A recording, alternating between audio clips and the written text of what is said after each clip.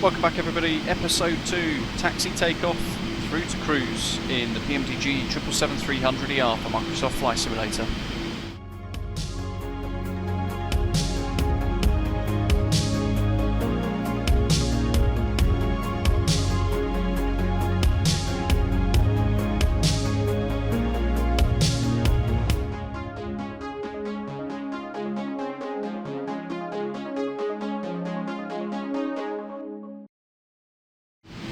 So if you've missed it, episode 1 covered cold and dark through to engine start. Go back, check it out if you have missed that episode. Hope you're enjoying the series so far. And as always, hit like, hit subscribe. It all helps the channel and helps me understand what you guys enjoy more than perhaps others. We're going to get straight into this and we're going to chat during the taxi. Everything is as it was on the previous episode towards the end here in Bravo Charlie, Manchester Airport for our flight to London Heathrow. So, following on immediately from that, I'm just going to pop the VOR left on so we've got something for the Manchester monitoring, and we're going to, having requested our taxi and got our clearance, turn the taxi lights to the on position, and I'm going to turn the APU off as well while we're at it. That's going offline, and we're going to go release the parking brakes, and a very small bit of power is going to get us rolling. There we go. So we're going to test the brakes.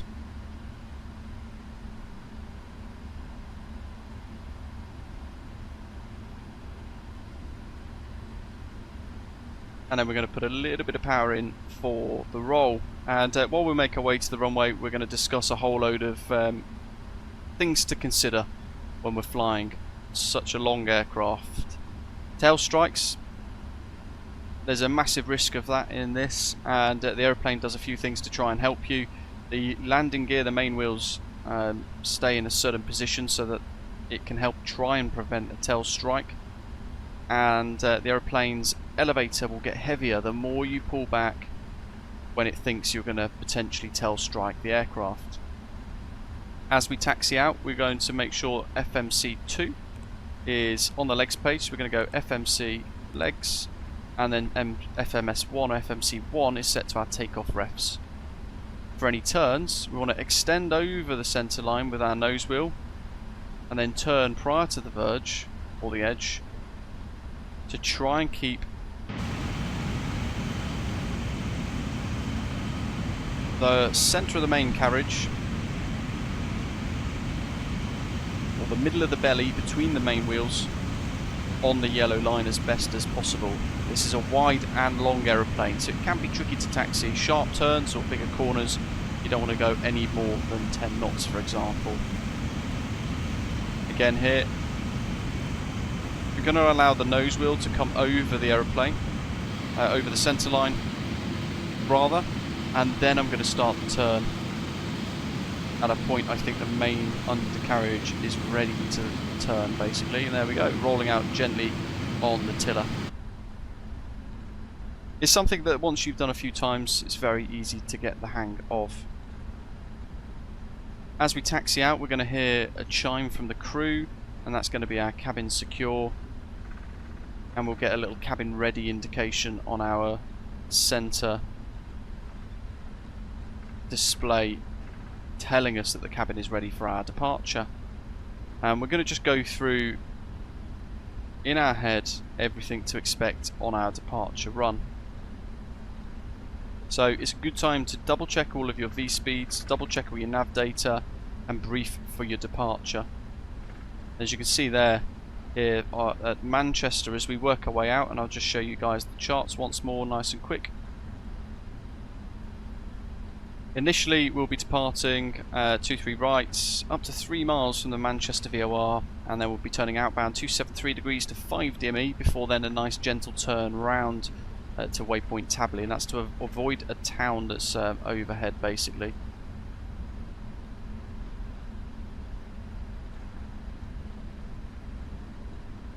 Keeping it nice and smooth in the turn, not letting the speed run up too much. Once you're moving, this does taxi nicely on idle for what it's worth. If you're super heavy, you might need a little bit of power.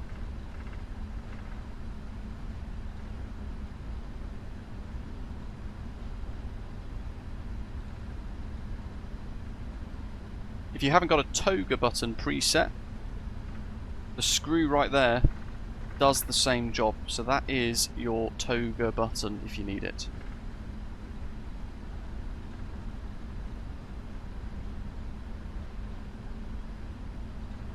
And if we're flying on VATSIM, it would be a good idea to make sure that on the taxi we've got our next frequency preset ready to go. If we're flying towards VORs, it would be a good idea to have maybe VOR right pre-tuned ready for the next VOR, if it's something specific relating to your departure that you're using.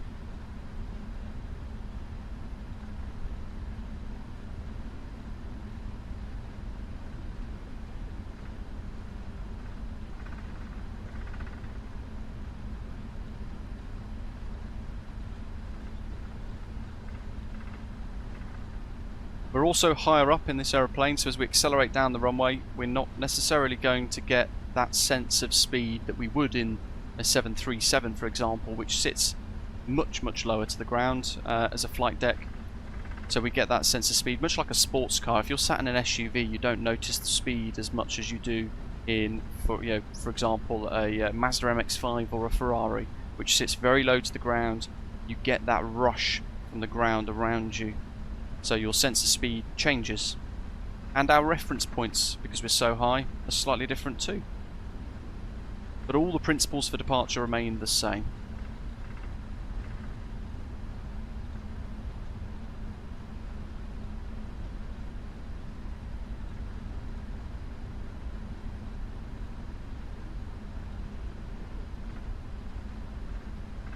Just going to put the UFT into night mode just to change the contrast of that, and as we get closer towards our holding point for today,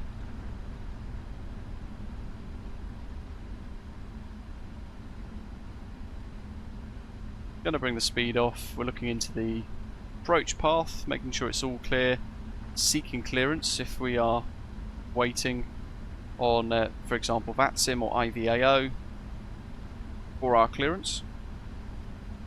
And we're going to then go traffic mode on, transponder to TARA, and it'd be a good time to pop the weather radar on as well if we wish.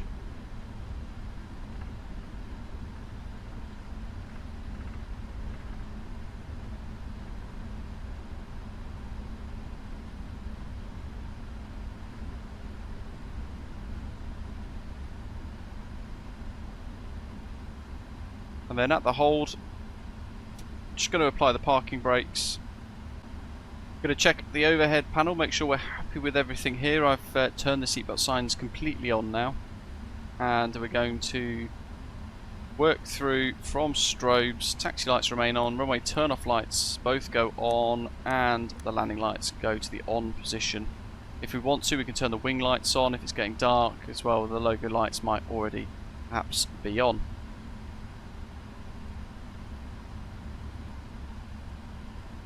Check the position of your transponder. It's on TARA, as you can see there, that little notch showing that that's in that correct position.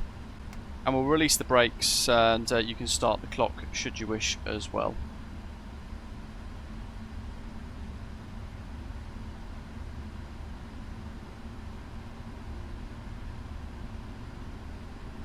So traffic is already on, and we're lining up. Runway 23 right's confirmed, and our departure is briefed.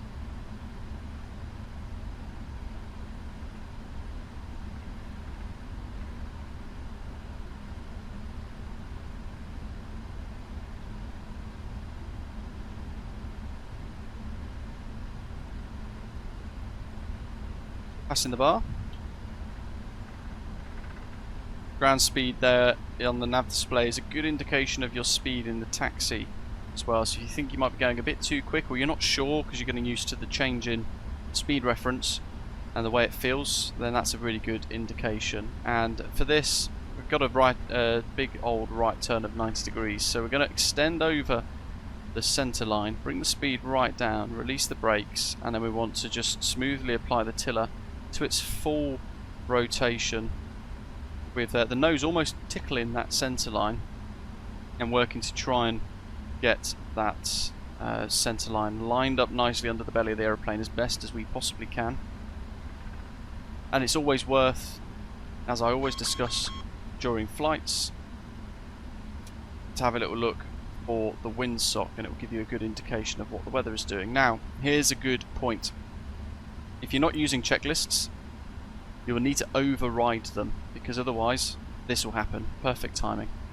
We're going to press checklist override, normal menu, before start, checklist override, before taxi, checklist override, normal menu, before takeoff it shows checklist complete, and that warning goes away. And we're going to get the after takeoff checks ready as well if we want to. They should automatically solve themselves, and we're going to once again clear that out. Because that's popped up, it would be good for us to just recall any warnings. So the parking brake is on, we're ready for departure. V1 at 138, rotating at 144, and V2 153. So we should climb out 153 plus 10, 163. We're going to turn the parking brakes off, hold the jet on the brakes, and we're going to advance the throttles to about 40% N1.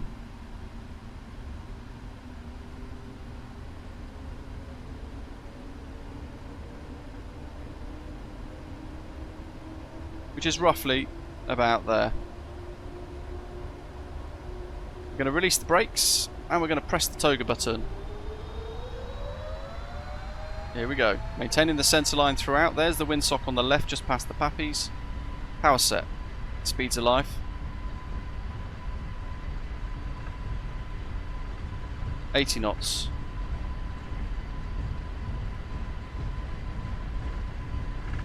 Gently back on the stick through rotate. V1. Rotate. A little bit of backward pressure as the nose lifts, releasing the pressure. The aeroplane lifts up nicely for you.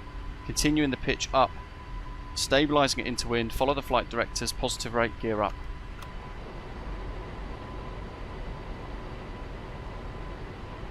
We are light. We're going to climb nice and quick. Through 1,000 feet, autopilot engaged. There's a button there as well. And with LNAV VNAV active, the aircraft should begin to climb up. Auto brake is already off. Nose comes forward for our acceleration altitude, and we can bring the flaps to flap 1, following our flap retraction schedule. Working through to flaps up, and runway turn-off lights off, taxi lights off.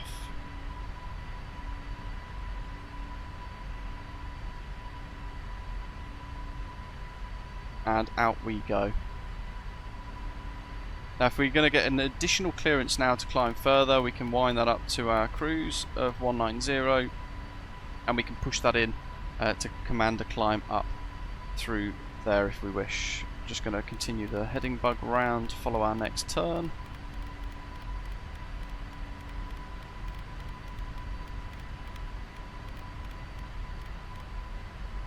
And I'm going to push it now because it's going to level off otherwise at 5,000. And the aircraft is stabilising itself into the climb through the turn. Through our transition altitude, we're going to go to standard pressure. And then through 10,000 feet, landing lights go off, seatbelt signs can come off as well.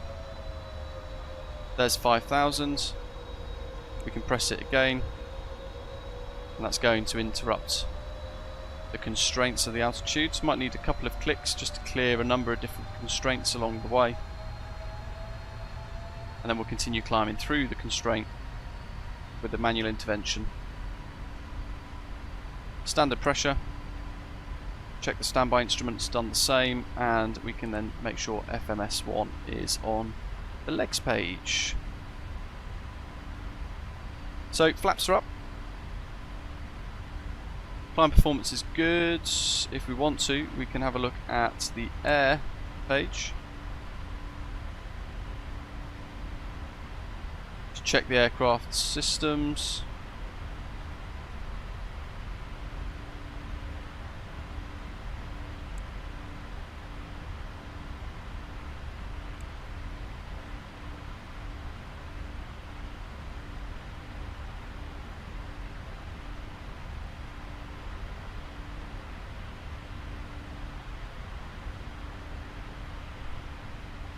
Through 10,000 feet, we're going to see the aircraft's nose pitch forwards, and the aeroplane will start to accelerate. It may even also add thrust.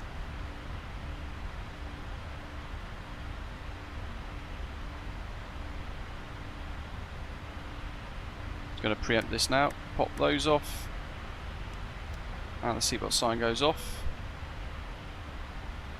Next speed target 320 knots, and we'll continue the climb up.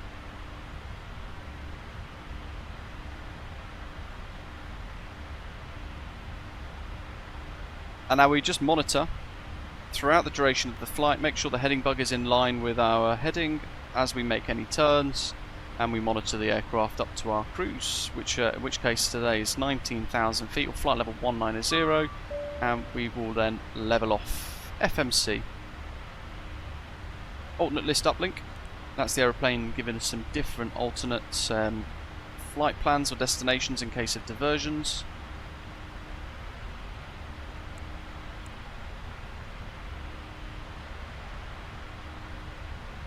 And we can increase the range ring to just see more clearly what we're going to be doing. And there we have it. Taxi through to takeoff, and then initial climb towards our cruise of flight level 190 in the PMDG 777-300ER. Hopefully showing you guys in these 2 episodes so far that actually, as much as it is a huge aircraft with vastly powerful engines, it's easy enough to understand, and if you break it down, you can learn it fairly quickly. Join us in episode 3, where we're going to tick off descent, followed by an ILS approach, and then taxi to parking with an engine shutdown in the PMDG 777-300ER for Microsoft Flight Simulator. And happy flying. I'll see you for the next episode. Take care.